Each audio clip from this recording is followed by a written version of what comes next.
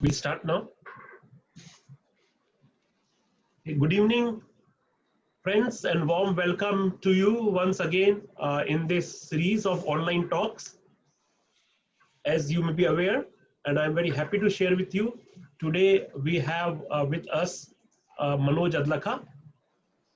Manoj is Country Manager, India Business and CEO, American Express Banking Group.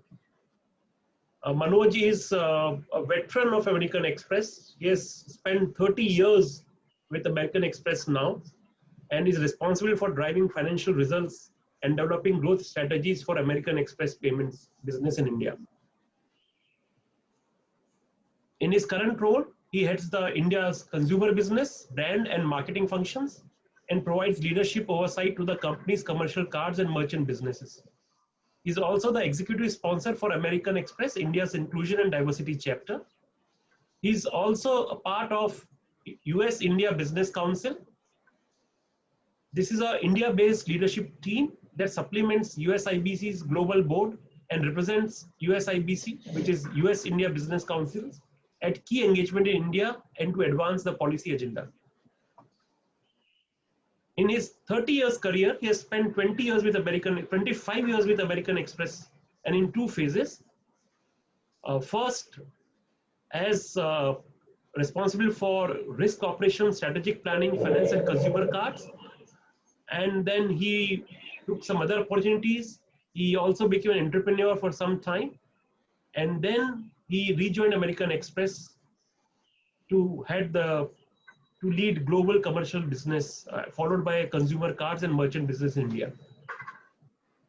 And you may know me, I am Sanjay Verma. I am your host, professor at IIM Ahmedabad. Manoj, thanks a lot for taking time and coming to IIM Ahmedabad virtually to share your views on the subject related to banking. And not only banking and cards, I would also request you to share your thoughts on leadership because you have been in this position for a long time.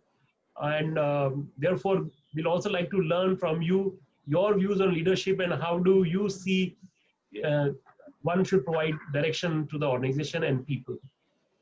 Thank you, Manoj. Dear participants, today we'll have more interactive sessions.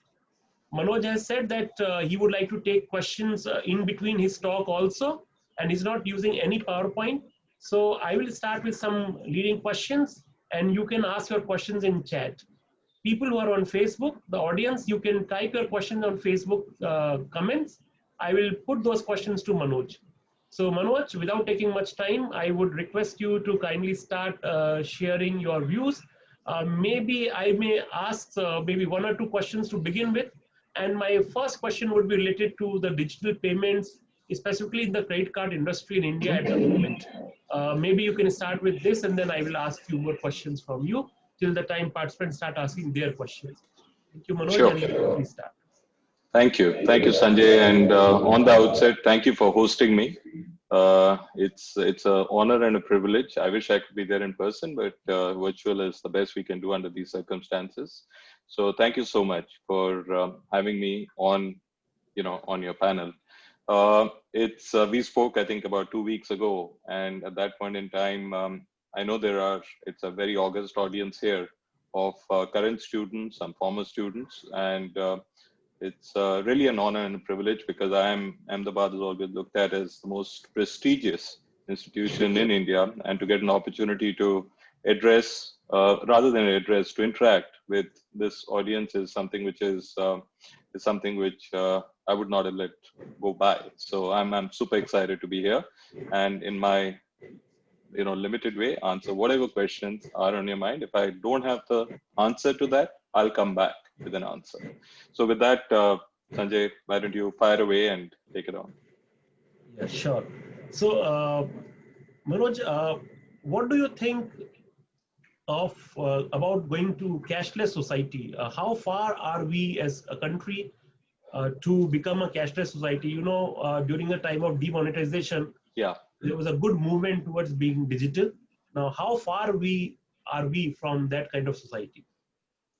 So, when you look at India, Sanjay, the way to look at the best way is start with GDP, right?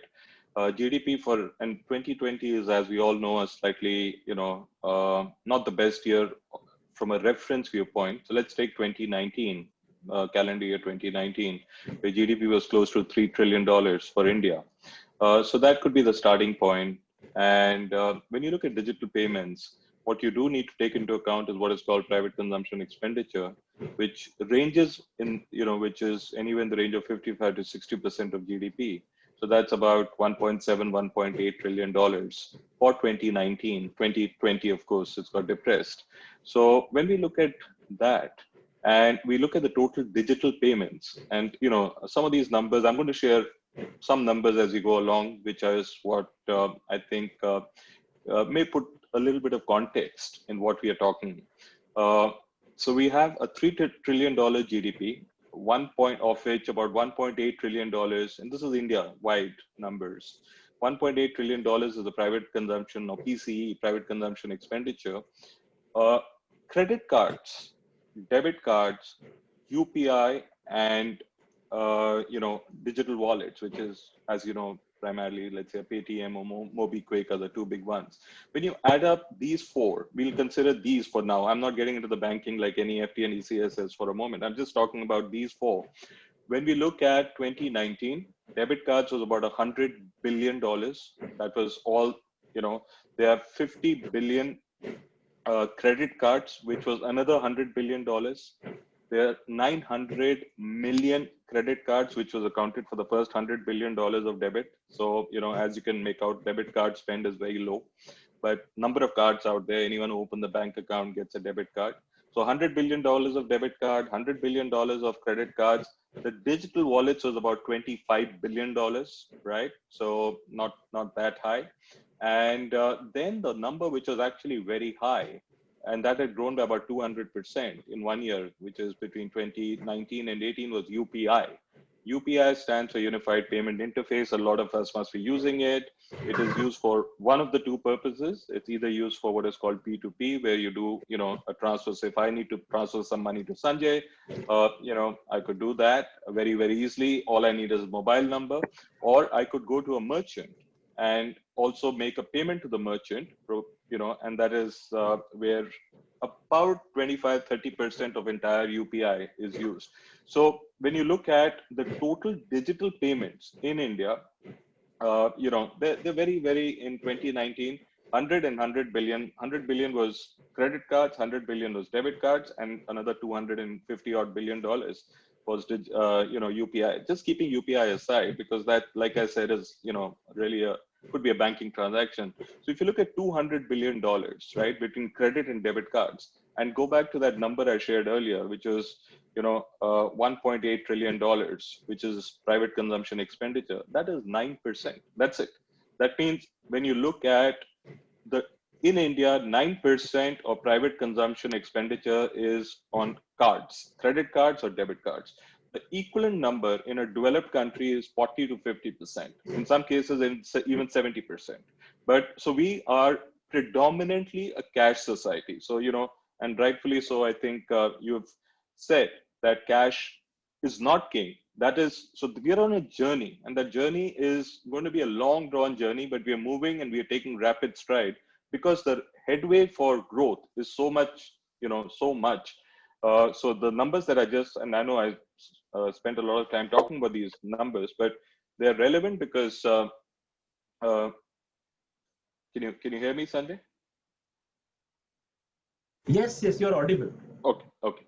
So the numbers have moved over the last 3-4 years dramatically post demonetization, but that's really, where we are when it comes to cashless versus, so India is predominantly a cash society. That's a reality, whether we like it or not. Okay. So any special trends that you have noticed in digital payments, and especially in credit card industry, which is different from maybe other countries or in recent past? Yeah, I would, there is 2016 was a bit of a watershed year in a positive way for digital payments, because when demonetization happened, 86% of the currency, as you know, the 500 rupee and the 1000 rupee notes were overnight taken away within 4 hours. And, the regular person did not have an option but to use credit cards, because they did not, there was cash was, taken out of circulation. So cards, really, digital wallets, credit cards, debit cards, the volumes went through the roof. In some cases, in mobile wallets, it was over 100% increase, right? So it was really, that was 2016, 2017 was I would think those 12 months, 2-3 things happened. A lot of customers started using cards. Lot of establishments are those who accept they're merchants who accept payments. Those went through the roof, and now at this point in time there are close to 5 million establishments in India. That number at that point in time was about, I'm talking about 4.5 years ago, or 4 years ago, when demonetization happened. That number was only about 1 million merchants. So 1 million has gone to about 5 million merchants in India. So that number of merchants, or vantage points, except the cards, have gone up. The number of people who are holding cards have gone up. I think the only other difference I would like to call out over here is that earlier, it's not that credit cards were not being used, but they were typically and traditionally being used for high value transactions. Now the trend has changed, where they're even being used for low value transactions. So, a lot of people are putting their utility bills, their rentals, and of course the small end retail, otherwise it could be, let's say, 300, 400, 500 rupees transactions, which they were very happy keeping cash in their wallet and using that. Now a person, default mode of payment is cards, and then they would move to, if they don't use a credit or a debit card, then they would probably use cash. And more so now, to your point, more so because of COVID, people are also become a little wary of, cash usage. Okay. So Partha Shah has a question. He says he wants to know, Wallet's present business model is primarily offer driven, discount driven. Do you think that is sustainable model? The wallet companies in India have been doing this forever and burning cash forever. Partha, it would be unfair on my part to comment about somebody else's revenue model, but it's a very intelligent question, and I think that the answer should lie in what I've just said, because at the end of the day, if you're not making revenues from the fundamental of revenue model is based on get the customer in and then try and cross-sell him other products, ancillary products, which could be sell him a loan, get wealth management. Now that's easier said than done, to be honest. Because if the fundamentals on which you're getting a customer in and you're giving cash backs, you're not getting commissions from the merchant, you're not getting fee on, on doing that particular, on onboarding a customer. So if those fundamentals are not there, and then you're hoping that, maybe even 20% of these customers, you end up selling them a loan, or you get them, sell them on wealth management, and you make revenues out of that. It's a little more difficult in my view. It's not that easy. So to answer your question specifically, we'll have to, wait and watch. This was, the wallet industry was on fire. It is not increasing at the same pace, and UPI has taken away a very big chunk of the business since it came in. But remember again, the revenue model, even in UPI, it's not that the banks who are offering UPI are making money, because there's no commission which is made on a UPI transaction. It's all about once you get the customer in, right? And let me share with you some UPI numbers. In the month of September, which is, and UPI numbers are reported on a monthly basis, there were 1.8 billion transactions. That's a huge number. 1.8 billion transactions that happened in that 1 month of September, and translating into $47 billion of, total transactions, out of which, if you apply a 70-30 or 80-20 principle, 80% was A transferring to B or B transferring to A. That's the way it really happens. So there's no money made on that at all. But that's a very good question. Chandar Kumar has a question on Facebook, and he says, we have seen a massive growth in digital payments post demonetization. Are we dependent on such instances rather than bringing in innovation at scale? Keywords here being scale, as in a population of 1.3 billion, we need solutions to make digital payments easy for the common man who barely understands digital payments and are afraid of credit cards, UPI usage, etc. A big long question, but I think. No, I think it's a brilliant question, and you're absolutely right. I don't think we need to wait for triggers like demonetization, but they're very important triggers, and I'm glad it happened because credit cards have been around for 60, 70, 80 years in this market. Merchants have been there because there are three parties to a credit or a debit card. You need a bank, you need a card member, and you need a merchant who accepts. That's the way it works. So all of them were around. So what happened was demonetization took cash out of the system. Indians are very, very, and have been traditionally very comfortable dealing with cash. They've been always very comfortable. And honestly, I'm sharing this. There's always been a little bit of a dilemma about an audit trail. So there's always been, okay, what happens if I spend on the card? An audit trail will be left behind. So that, there was always that stigma, if I may use the word. And I think people have become more and more comfortable that it really doesn't matter. So GST is just one more trigger in this whole thing. Demonetization, GST. I mean, in a country, you're making a very valid point, but in the same way, and I must also say, when you have 1.3 billion people and you have 60 million taxpayers, that's it. So there are a lot of people who are not paying their taxes. Now GST has increased that in a significant way. A lot of people may have a view that when GST has come in, could it have been done in a different way? Probably the implementation or execution of GST could have been done in a different way. But the fact that these are the right measures and this is all going towards digitization. Even, the Prime Minister's Jan Dhan Yojana bank account, the amount of bank accounts that are being opened right now in tier 3 and tier 4 cities, that is absolutely amazing. And I, at the start of this, interaction, I gave a number. There are 900 million debit cards. That's it. That's not a small number. So yes, there is these are not unique. I want to make that clear. So a lot of people, every time you open a bank account, you get a debit card, right? So 900 million debit cards, maybe about 500-600 unique, 5 to 600 million unique individuals have a debit card. And innovation is what is going to lead the way. So, 10 years hence, it is what is going to be very different than what we are seeing now is a customer will be onboarded digitally. He will be interacting digitally. He will not be calling into a call center.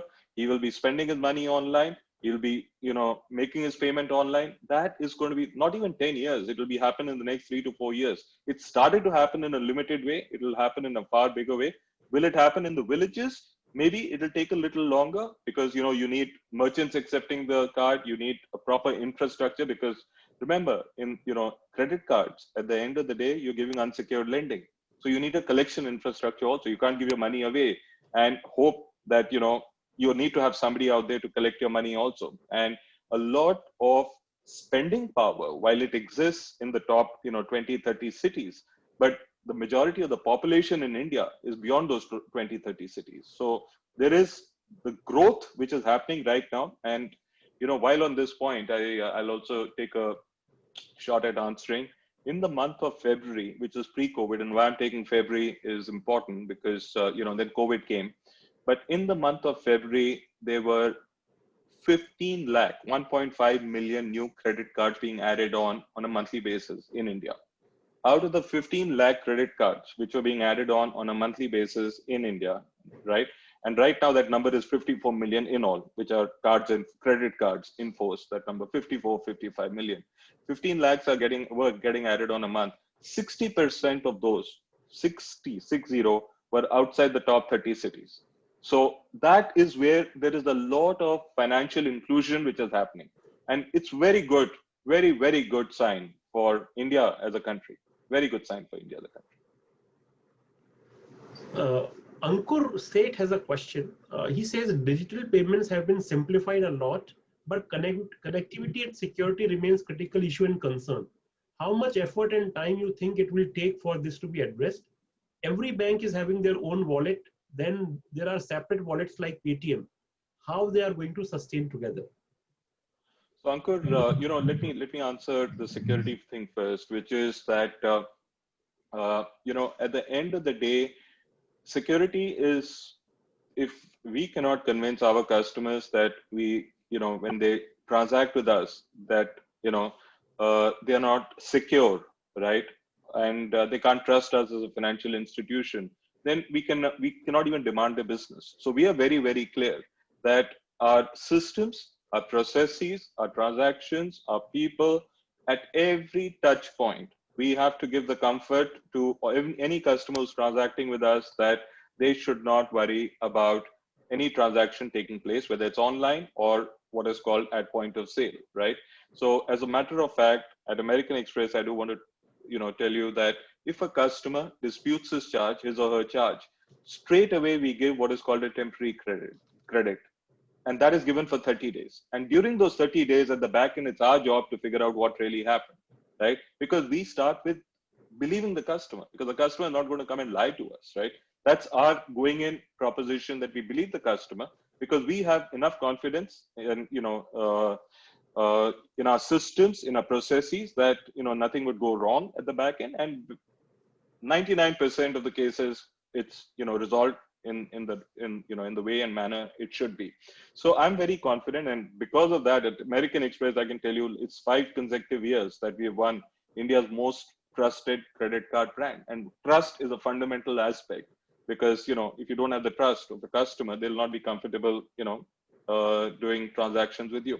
On your second point regarding wallets, like I mentioned a little earlier, so you have, I don't want to get into wallet A, wallet B. There are 2 or 3 big players. We all know who those 2-3 big players are. But what has happened is that a little bit of their business, they were on a really, they were growing at 150, 200% in between 2016 and 2017 when demonetization happened. And since UPI came in, because that's the time when UPI came in, now people are far more comfortable transacting on UPI. So, in a way so these wallets have aligned themselves with UPI, and UPI is, so, there is so much. If you go back to what I started off at the, start of this interaction, where I said that, only 10%, less than 10% of the private consumption expenditure in India is it's either on credit cards, debit cards, or, wallets. Just imagine 90%, that is what we all have an opportunity. All of us, as in the financial services players, our biggest competitor is cash. And that is why, we can keep competing with each other. It's good to compete with each other, but cash is what we need to suck out of the system. And cash is idle. Cash is it's not a good asset, actually. It's not a revenue generating asset. But on the other hand, if one is using a credit card to spend, to make their payments, there are 3-4 things which happen. It's, all of you may know this, so please excuse me if it's very, very basic stuff. If you use a credit card to spend, on an average, you get about 40 days of credit, 35 to 40 days of free credit, on which, if you pay your bill in full at the end of it, you don't have to, pay any interest. The second, you get reward points, which again is very, very good, because whatever you spend, you get very attractive, and different, organization, financial institutions have different reward points. The third thing you have is offers. And you see this, the amount of offers, which every card company right now, also, as we talk today, there's a big sale going on, Amazon sale. You pick up the first 4, look at the first 4 or 6 pages of Times of India. This bank A, bank B, bank C, everyone's outdoing each other. So, as a customer, you can't go wrong. So you're spoiled for choice. And, so the customers are in a good spot, is all I can say. And it's good. It's a good thing to happen. So competition is healthy. And we are especially if it's in the backdrop of a market that is so big, where what this is doing is it's taking away from cash. It's not taking away from each other. It's taking away from cash. So what would have otherwise been spent on cash? And, now it's happening in the ease in your home. You don't have to step out. One, not only because of COVID, but, everyone is so comfortable doing online transactions. And I'll just talk about American Express again. Pre-COVID, 50% of all the business that American Express used to do was online. So that was still the highest in the industry. As of September, that number is 85 to 87%, because of course, COVID has had an impact, because, there's very little that, you can't go to a mall, you can't go to retail, but close to 90% of the total billings are happening online. And that one of the reasons is also because the customers are very comfortable from a security view. Siddharth, who is from same industry, he wants to know, NPCI has embarked on blockchain with Vajra. Will this disrupt credit card industry model? And are the cards players gearing up on Industrial Revolution 4.0 technology? So, Siddharth, what is going to happen is, again, I don't know about the specifics of what NPCI will do and not do, but NPCI has been a body. There, by the way, as you know, you all would be aware, they are the architects of UPI.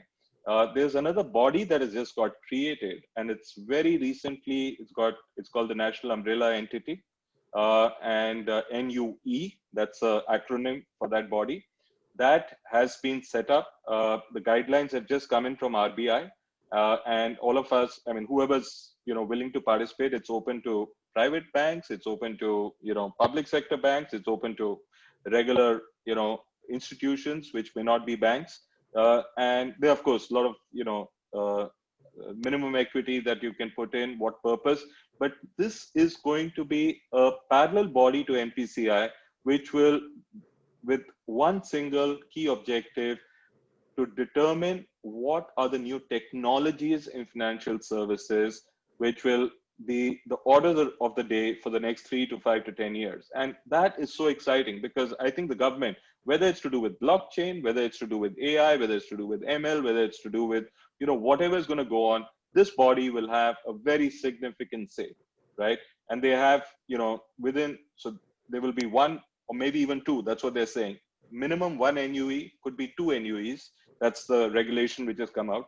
And RFPs and all. So all those discussions are on. I think it'll be by the end of the year, by when, or maybe by Jan or Feb, by when all this will be decided as to who will run those NUEs.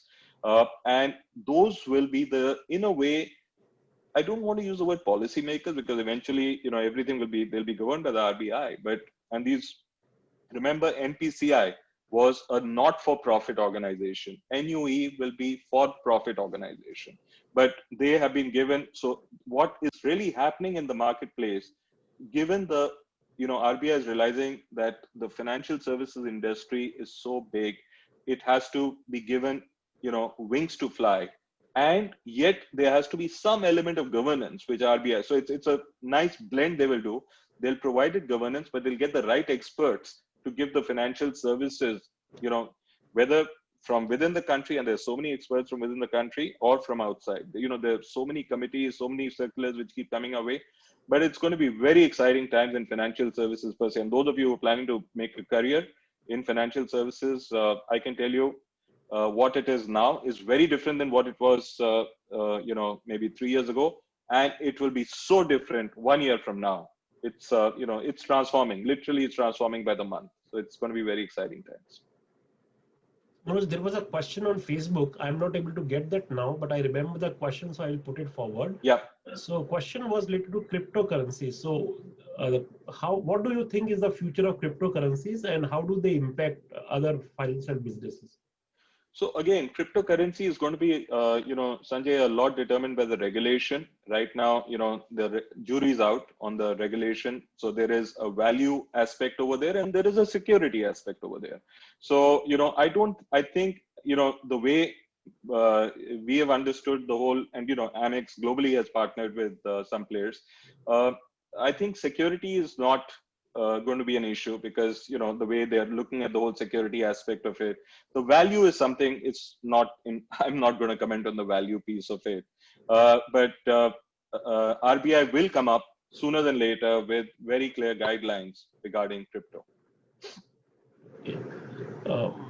Ayush wants to know, Ayush Agarwal, do you think card should be mandatory for everyone under financial inclusion policy of government? Oh, how I wish. You cannot make something mandatory, but all I would say is, as a customer, what you have to look at is why would you want to spend cash when you can spend when you can put the same thing on card? Cash, remember, somebody can steal your wallet. I mean, not that it happens, but somebody could take your wallet away. On the other hand, in card, everything is coming your way, right? Sometimes cards are also given fee-free. Sometimes they're for a nominal fee. The benefits far outweigh every benefit. I spoke about, whether it's free credit period, the rewards period that is given to you. The rewards which are given to you, the offers which come your way. Everything far outweighs. Even if there's a nominal fee that you have to pay, it far outweighs that. So I would encourage people to start using credit cards the sooner you start using it, you build what is called a credit history. That history will hold you in good stead, because as and you will move up very quickly in life. As you move up, you'll be getting, cards with higher and higher limits. And there are two kinds of credit cards. Let me just, for the benefit of the audience here, explain the difference between, there's a debit card. A debit card is linked to your bank account, right? So when you have a bank account, let's say with a bank X, you'll be given a debit card. Whenever you use the debit card, straight away, there is an instantaneous debit. That's why they use debit. That's why the word debit to your bank account. If you do not have, let us say you want to spend 10,000 rupees, right? And in your bank, you have 6,000 rupees. And you want to do a 10,000 rupee transaction at a merchant, right? X, you want to go to, you will not be able to do that transaction because you don't have enough money, because it, in your bank account, if it is a debit card. On the other hand, you go and use a credit card. You want to do the same 10,000 rupee transaction. Now it is totally independent of what you have in your bank account. The only thing will be, what is the limit?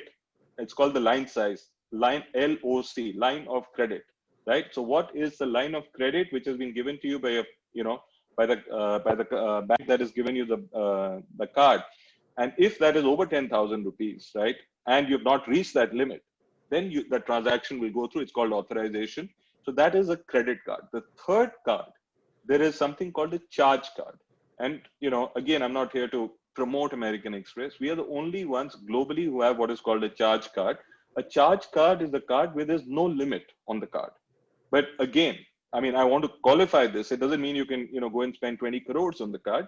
We look at your past, look at the customer's past spending pattern and repayment pattern. And there are a lot of algorithms and a lot of, AI and machine learning and, lots of variables, risk modeling that goes in letting a customer and huge amounts of spend happen. And customers are given the financial freedom to spend. So those are really the three different kinds of cards which are used. Sandeep Sharma, I think, from Indian Oil, and he has one very interesting comment and one question. And the first part, I would also, maybe I can also vote for both the parts. So he says he holds American Express card for 20 years. Excellent on customer service, class apart. What is it that you do differently? That's first part. And I also would add to this. Second question is, most places American Express is not accepted. I end up using another card. Are you not losing out to me as customer? Other cards are almost free and annual fee on Amex card is 12 times. Why should I stick to American Express? Firstly, Sandeep, thank you so much for being a card member for 20 years. I've been a card member now for 28 years, and I not only because I've been an employee, but thank you so much for being an Amex card member. And thank you for complimenting us on our service. We take a lot of pride in the service that we provide. And we believe that's a differentiator, because card is otherwise what is really, if there's some marketeers here, it's very easily commoditized, right? You can create some products, benefits, features, and they can be replicated within 24 hours. No big deal. And, there's no rocket science over there. So service is, we believe, a very important aspect. And of course, you need to create a right price value equation. I'll just come to that in a moment. If there is, you mentioned, why should you pay 12 times the fee? So we do believe that, depending on which product you have, we put in enough, value onto that card, which is a return, so if you even were going into one of the affiliate sites right now, I don't want to name them, two big ones. I don't want to name them, but if you go into them, affiliates are, where you go and check for loans, you go and check for insurance, cards, and, stuff like that. You will see, and you say that you want a card, in the range, let's say, what is the most, where you can get the maximum value if you're ready to pay a fee of 4,000 or 5,000 rupees. And by the way, right at the top will be one of the we have 7 products, one of the American Express products, because if you spend in a year 4 lakhs, that's about 30,000 a month, you will be given back close to about 40,000 rupees. And no other card does that, and the fee on the card is 5,000. So I'm just giving you one example. So it depends on what card, but you have to be, you have to work with the team to figure out which is the card which is best suited for you. And that becomes, and that's why we have 6, 7 different kinds of cards. I think the very important point you made, over here is regarding, the merchants who accept the card. So I can't agree with you more. 1959 is when we set up, when the first merchant was signed up at American Express. This was the Taj Hotel in Mumbai. If anyone of you is here from Mumbai on the call, this was near, Gateway of India, the Taj Hotel. And from 1959 to 2015, it took us 55 years to get to 100,000, 1 lakh merchants. 55 years, right? Not a great, not something I'm proud of, not something we're thrilled with. But from then onwards, in the last 5 years, right, 1 lakh has become 12 lakhs or 13 lakhs as we talk today. We realize we cannot have a situation where, we have cards out with the customers, but the merchants are not there to be, who are not going to accept the card. So this year alone, we are, even in COVID, we are going to be signing half a million, 5 lakh merchants in the year 2020. Now that's not a small number. So, I just want to put this in context. We continue to sign. There could be, and, my request is sometimes a merchant, in this case, an establishment who, if the person on his shop says that I accept American Express, he could say, and for some reason he says, do you have another card? My only humble submission to you is please tell him you do not have another card. And we know from experience, 9 out of 10 times, he will let you spend on Amex, on American Express. The reason he asked for another card is, yes, we do charge a slightly higher commission rate from the merchant. So he's a businessman. He says, and you know what the difference is, so that you know this, the difference is about 0.3%, between 0.3 and 0.4%. That's it. Earlier, the difference used to be 1%. It's now between, Master Visa and American Express. Now it's only 0.3, 0.4%. It's a very small, but he's a businessman. He still wants to, he realizes, why is he signed up with American Express? Because he knows that an American Express customer spends 5 times the industry average. So he wants that customer in. Now, once he gets that customer like you inside his shop, then he says, okay, let me see if he's got another card. I'll save that 0.3 or 0.4% on the transaction.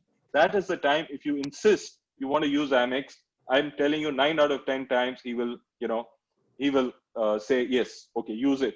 There could be situations where he's not signed up. Again, my request is give us that feedback. We will very, very proactively, sign him up. So thank you. Thank you for this question. That's very interesting cue. I will use it, I think. Chandan Kumar on Facebook, he wants to know, he's referring to Ajit Doval, and he says on September 19th, Ajit Doval said that there have been 500% increase in digital frauds during COVID.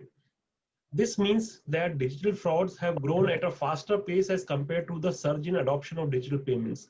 Are we biting more than what we can eat in terms of pacing up digital adoption without improving the security measures? Though you have already talked about security, but maybe. Yeah.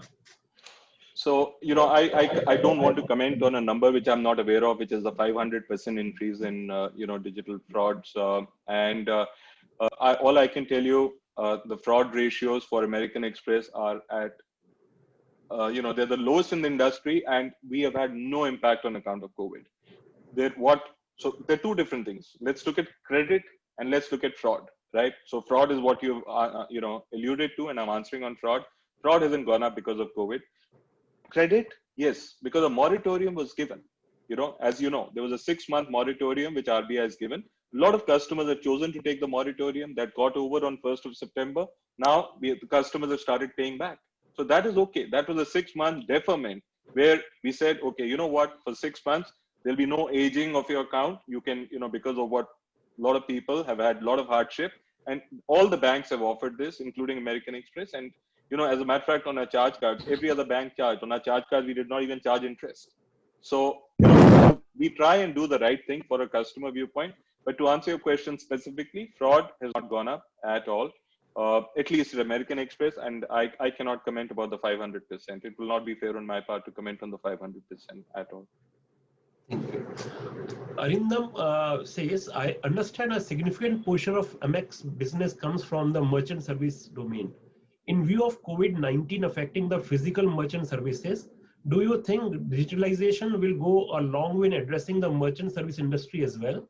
Are there any particular initiatives that American Express has taken towards onboarding and serving more merchants digitally? Also, given the large number of MSMEs in the country, is there any specific focus towards MSMEs from the financial inclusion point of view?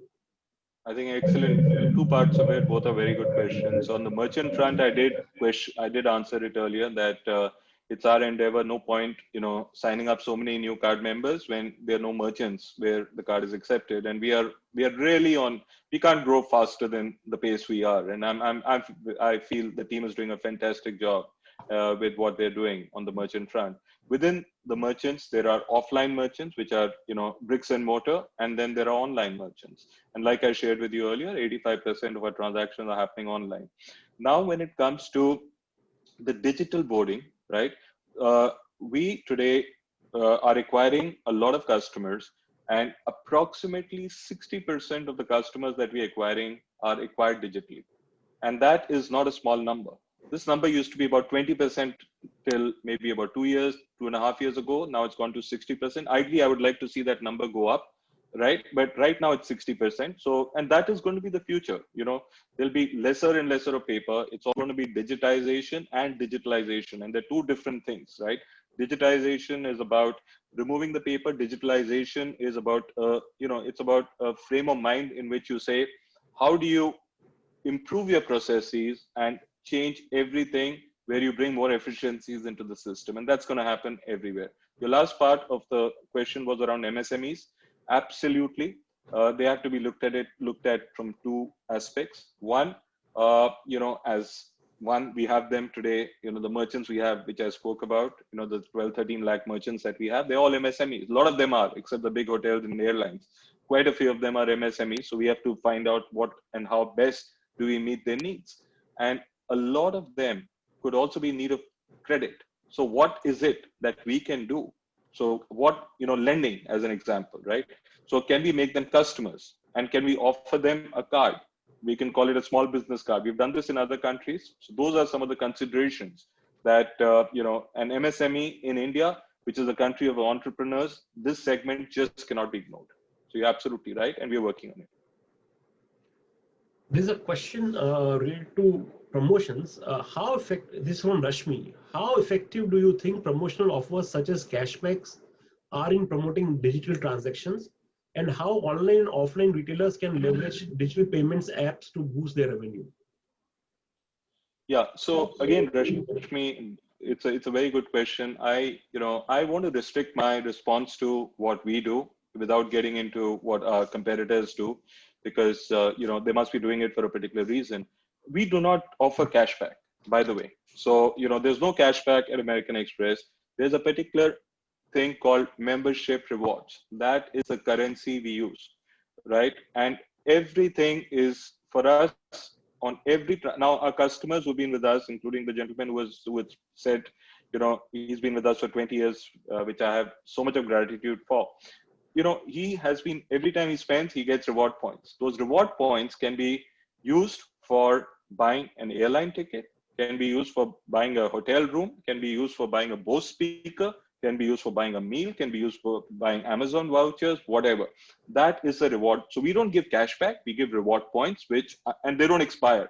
The reward points never expire. You can go on and use them for 20, 30, 40 years, right? And what, to your earlier point, we have come out with a very novel program, which is, I think we did it about 3 months ago during COVID.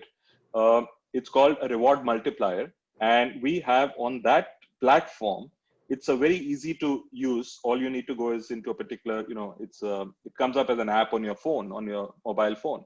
Once you go in through the phone, and there's 60 brands, which includes Amazon, Flipkart, Marks and Spencer, Decathlon. I can go on and on, right? It includes about 60 top, and Amazon, Amazon and Flipkart itself account for a lot of that.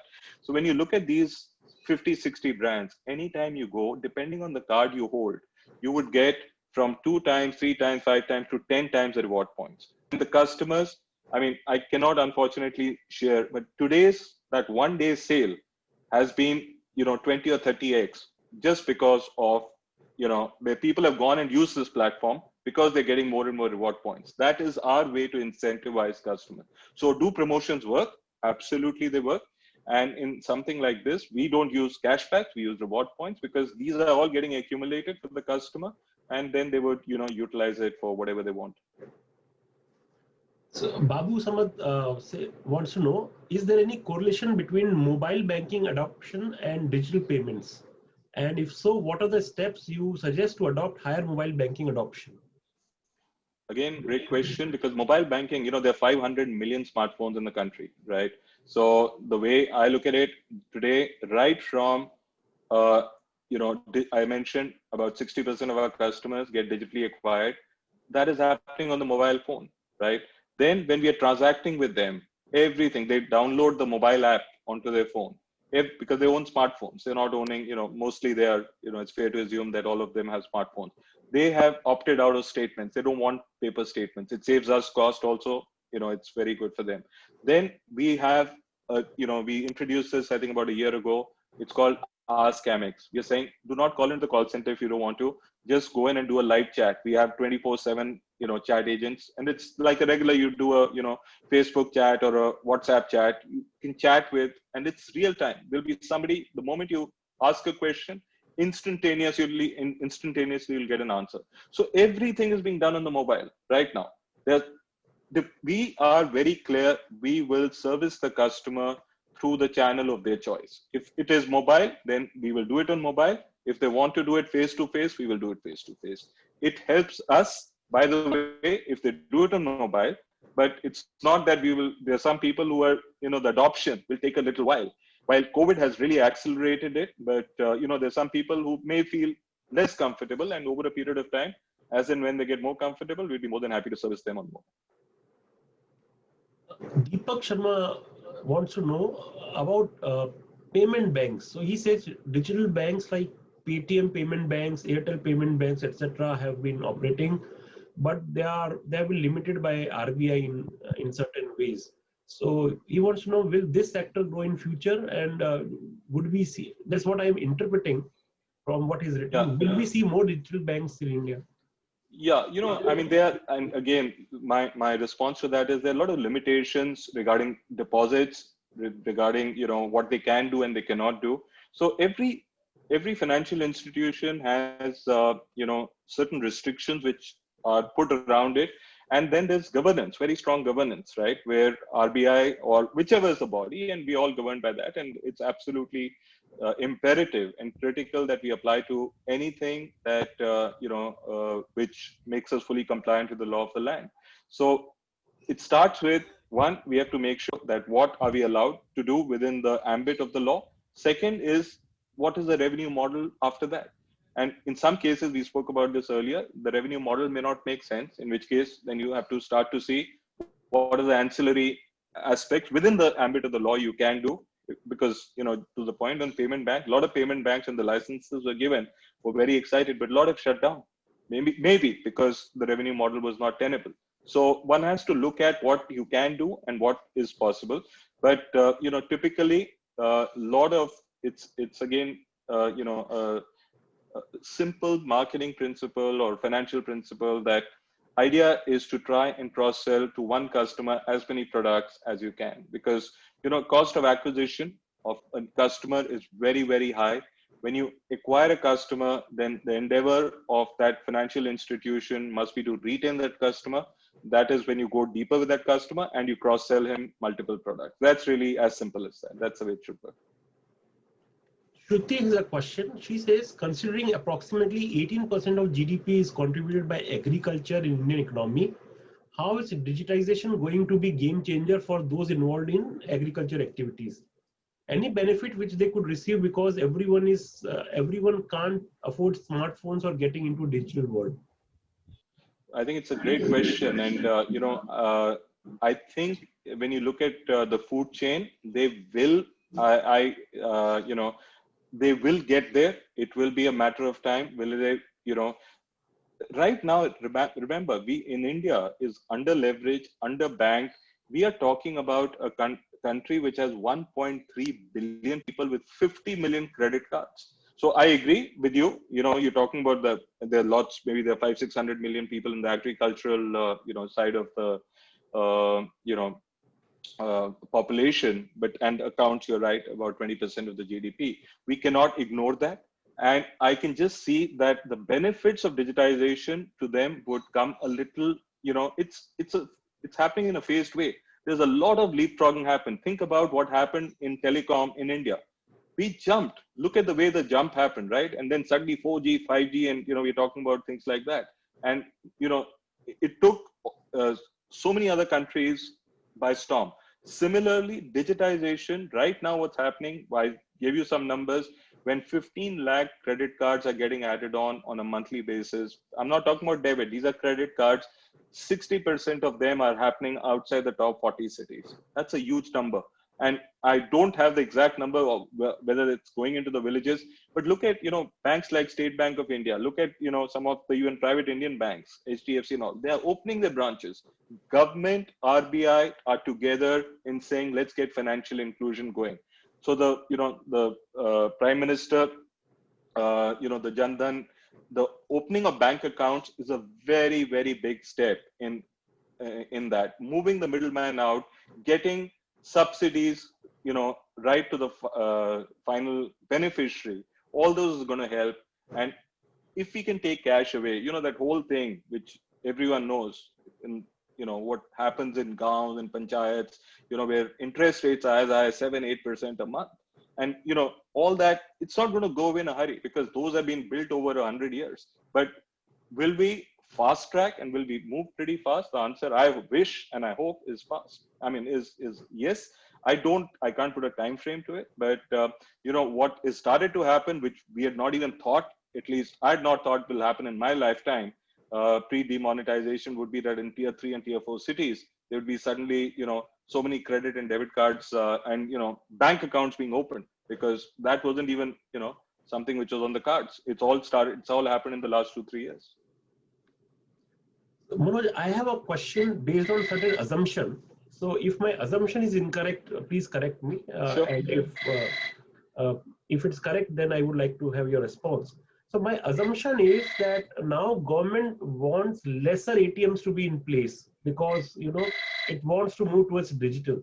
Then what happens to banks like you, which is largely based on credit cards? Then what business model would you shift to? Yeah, so I don't think the government has saying anything about ATMs. There's no Sanjay. It's not ATM is a mechanism from which, I mean, it's just a it's a point at which you can withdraw your own cash, right? So there are going to be some cases. It's not that cash can go away. We should be very clear. The government, when they started, even in 2016, they said we should go for a cashless society. Then very quickly, within 3-4 months, it changed it to less cash society. It was very profound what they said, right? So even the vision statement from cashless moved to less cash, because cash cannot go away. There has to be some cash. So ATMs will continue to exist. I don't think the government is saying do away with ATMs. They're going to be reducing. At the end of the day, all of us as customers should be more and more comfortable in going. We shouldn't be having to go to a branch. Why should we go to a branch? We should be comfortable working at home, online, doing whatever transactions. If it's money transfer from X to Y, money transfer for, to pay our utility bill, to pay our education bill, to pay our insurance, to pay, whatever, it should all happen on, a laptop or a, mobile phone. So to that extent, the money, think about COVID. It is the most amazing case, right? So people who were doing, I mean, I'll give a quick example, like yoga, right? People were doing, yoga sessions at home, or they were getting a physical trainer. Now, is there any cash transfer? No. As a matter of fact, what's happening is that's happening virtually, and there's a payment, a UPI transfer happening at the end of it. So I can see many, many cases, and I'm sure a lot of you over here on this call, the number of times you would have gone to the ATM would have come down dramatically. And this has happened not out of our own volition. This has happened because COVID has done that. We are uncomfortable going. We are uncomfortable holding that, 100 or 500 or 1,000 rupee note. So I can almost see that it's been forced or thrust upon us, and more, it's not, the government is just it's an enabler and it's a facilitator, and it will open up more and more avenues where people can transact digitally. That's the way I see this happening. I will take one question on credit cards related issues. Then I will ask few questions on leadership, and maybe I would request audience also to shift to the way you lead your bank. So last question about credit card is, when are we reaching virtual cards? Where there are no physical cards and everything is, I don't know how it would be. Yeah, so great question again. When you look at virtual cards, there is, it's today you can actually use your mobile phone. You don't need a physical plastic. You can have a watch. You can use that. So all those are absolutely applicable. You don't need this is what is called a form factor. So it's call it a plastic, call it whatever. You don't need that physical card anymore. You can transact basis a mobile phone. You can transact basis your Apple Watch, basis whatever. You can do that. Will this increase significantly in the years to come? The answer is yes, right? It will increase. Having said that, there are going to be some people who are going to be still very comfortable having the card in the wallet and wanting to, use it. Today, effectively, when we are doing online transaction, most of us by now, because if you're doing online transactions so often, we remember our card 15-digit card number. What is called the the 4 DBC or the digit batch code. We remember those things because we're doing the transaction. But very soon, Sanjay, to your point, virtual cards will become far more going forward. And I feel, maybe 5-10 years from now, it would be so much to do with face recognition, and that you go in and suddenly you don't even need to, it'll be only your thumb you'll carry, which you will be on you, and your face, nothing else, and everything will go through basis that. The world will move. Technology will be the biggest, and AI and artificial intelligence, robotic, machine learning will change this world, at such a rapid pace that, what is going to happen in the next 3 to 5 years has not happened in the last 30 years, in my view. Manoj, please share, and maybe you may give some leadership advice, that you may have received or you have experienced, that is stuck with you all these years, and that you would like to tell people who have a long career ahead. So, the leadership advice, I've been working, Sanjay was very kind in his introduction. I've worked across many functions. I'm a chartered accountant by qualification. And I have worked 30 years. I've worked across very many functions and geographies. And all I can say is a leader, you don't need to be a subject matter expert in what you do, but the leadership traits are there's a commonality of leadership traits. And some of the traits that come to mind are where you need to trust your people, right? If you don't trust your people, you will not get their followership, you'll not get, their loyalty, you will not get their respect. You can't demand respect, you have to earn respect. The moment you try and demand respect, you're not going to get it. You have to earn respect. So I think that is a very fundamental. How do you earn respect? 3-4 things to my, and every leader operates very differently. In my view, be authentic, right? So at the end of the day, it's jo hai, so hai. If you want to, so walk the talk. That becomes very, very important. Be compassionate. And, more so in times like this, it's very easy, to blast somebody and say, oh, by the way, these are the 6 things you haven't done, or 3 things you haven't done. Understand, be a good listener, figure out why things are, where they are, right? And then I think a very, very important part of being a good leader is somebody who's resilient. And what do I mean by resilient? Resilience is, as a leader, ability to bounce back, right? Each one of us in 30 years, I can tell you the amount, I've had more downs than ups. And every time, and it's going to happen to all of us. If you guys all think that, there's going to be no failure in life, that's not the way it's going to happen. There will be failures. But, the poster child of failure is Steve Jobs. He is the poster child. He dropped out of college, right? And after dropping out of college, he joined a firm. He was thrown out of that firm, right? He set up a firm, and out of the firm he set up, he was thrown out. Then he rejoined the firm, and then rest, everyone knows his complete history. So he, and then you have Thomas Edison, who tried 10,000 times before the electric bulb, and I mean, the stories can go on and on and on. That's about success and failure. So do not let failure let you down. Because if you're not failing enough, right, that means you're not taking enough risks. And if you're not taking enough, we have spoken, I think, the last hour or so much about financial disruption, which is happening in an environment like this. If you are not taking enough risk, you are doing a major disservice to yourself. Get out of your comfort zone. You know, and you will make mistakes, but you know it's okay. It's absolutely okay to it's important in a way, I feel, to make mistakes, and the important thing is to learn from them. So it's all about you know being there for each other. It's about being authentic as a leader. Be approachable, create the necessary followership, and show the necessary compassion to the people who work for you. Manoj, in on this issue, if you don't mind, can you share some anecdotes where you failed, or something that happened as you had not expected that, and then you came back, because then that people understand more. Otherwise, Yeah, so I mean, there's so many failures I've had in life, so I don't know where to start and end. But I can talk about one. This was, you touched upon this also. So after working 15 years, this was in 2005, I set up my own entrepreneurship, and I actually failed at that. And it was all my life savings. I come from a very middle class family, so whatever. And that time there was no private equity or VC funding. So whatever savings I'd had in 15 years, I put into that, and I failed. All my savings went away, and within about 10 months. And what I did was I realized that uh, the moment I realized that this business model that I've created is not working, I knew I had to cut my losses, and I knew I had to, very quickly do the right thing. So I had a team of 700-800 people. I had to make sure that, even things like the Provident Fund and everything is paid for. So my biggest learning in that was that, uh, you know, in hindsight, when create business plans, have a plan B always, right?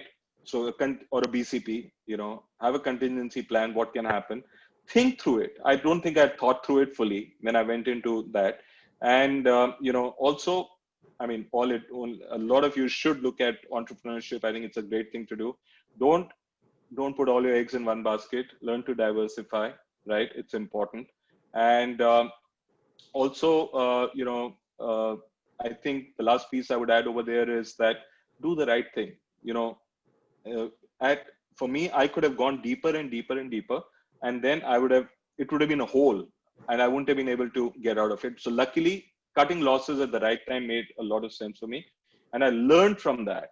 And I did not, and I also realized, I think the realization of self-awareness is also very important. I realized that maybe I'm not cut out for entrepreneurship, and corporate jobs are better for me. And I got back into corporate life, and since then, it has actually helped me because it gave me that perspective of the real world, in what is out there, the growth opportunities which are out there. India is such a huge country, and India, if you don't build scale at a huge level, and especially if you have the power of a brand like American Express behind you, you can do wonders. So, those are the learnings I had. And on the personal front, the learning I had was that when this happened, all my friends, a lot of my friends, all is a wrong statement, they'd gone away. So, so you also learn that, who are fair with their friends, and you realize, the power of your business card, because, you've been in a particular institution, and, then that it's a very different world out there. So they're learnings, and then you should not make the same mistake again. So, I mean, this is just one big learning in life, but I'm glad I went through it because I learned it the hard way, and I'm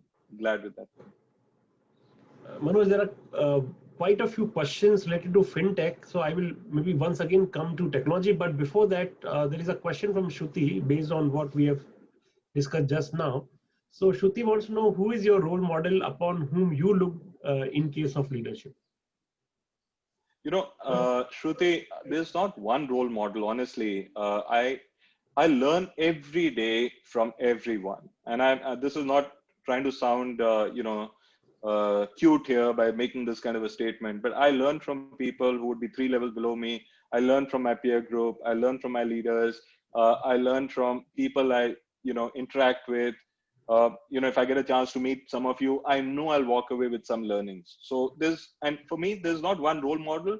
Everything is absorption and learning. And I learn from, movies I watch. I learn from the characters in the movies. I learn from, some of the books I read. And,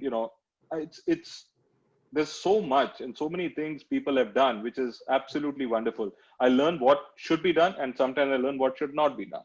So I don't have one role model, but my life is, I think it's a plethora, and it's just a bundle of all the learnings I have. And, just then up learning band karoge na, us din bahut dikkat ho jayegi. So keep your eyes, ears always open, and continue to learn, continue to absorb, continue to be always in a receptive mode, because the moment you think you have either know it all or you've achieved it all, that is the day you're setting yourself up for failure. That's all I can say. And take this from somebody who's worked for 30 years, because the moment you think, either now nobody can tell you what to do because you are, you think you've arrived, no question. I've worked in the card industry for 30 years. I still learn from somebody who's 30 years old, who may have been there only for 3 years or 2 years. I learn. I make no absolutely, for me, I don't, I'll acknowledge the fact that I'm learning from the person in a public forum. And that should be the way, in my view, it should work. Manoj, the last question which I had mentioned coming from various people is about fintech. How fintech is going to impact banking, and how do you see future of fintechs? So, the future of fintech in India is very bright, and I can see them, fintechs and banking play a very collaborative role. And the reason I say that is very simple, because fintechs are very, very agile. And, banks take a little more time. When you look at fintechs, and we have, one of the things I've been doing in my role is meeting at least one or two fintechs, or maybe even 3 a month. And it is such an immense pleasure. They are so energetic. They are so full of ideas. You give them a problem statement, they come back to you within 2 to 3 days. After understanding, they'll come to you with 2, 3, 4 ideas. And they're full of, just the energy level makes you feel, gives you a high, right? And the fintechs, with the kind of solutions they, have available, the platforms in India luckily don't come at such a, at a very expensive cost.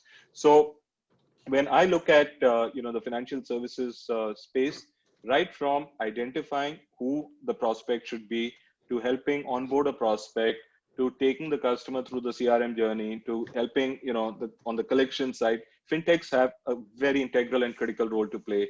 And we are not looking at ever, competing with them. We are looking at how we can work with fintechs, partner with fintechs. And that has been a global model, including a model in India, that how do we partner with them?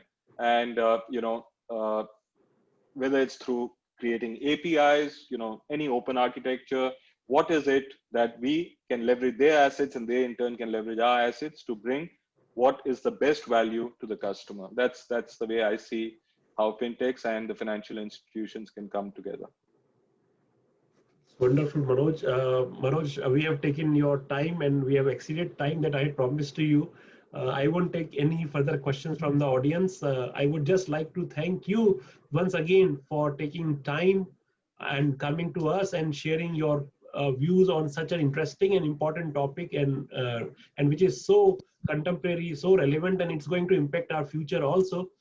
Thank you, Manoj. Once again, thanks to the audience also. The audience is coming, their videos are being on so that they can thank you face to face.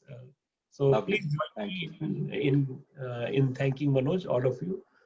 And thanks to you also. And please do join us in our next conversation whenever we have in future. Thank you, Manoj. Thanks a lot. Thank you. Thank you. Thank you. Thank you. Thank you all. Thank you. Thank you, Sanjay. And thank you all for taking the time out on a Saturday. Really appreciate it. Thank you. Thank you. Bye-bye. Bye. Bye. Bye. Bye.